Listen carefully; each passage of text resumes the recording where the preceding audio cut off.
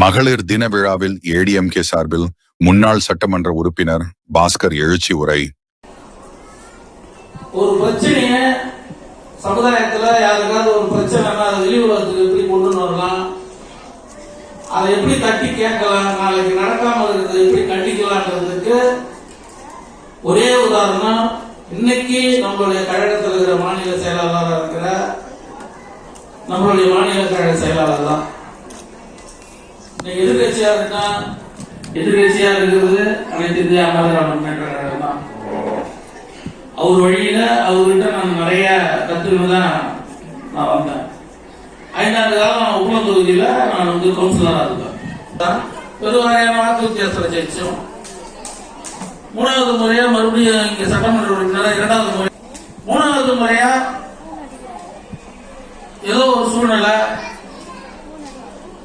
இல்லையோ வெளியில தெரிஞ்சிருக்கும். அதனால நான் இங்க பேச கூட சொன்ன அரசியல் பேசாதீங்க, யாரையும் விமர்சனம் பண்ணாதீங்க, யாரையும் திட்டாதீங்க.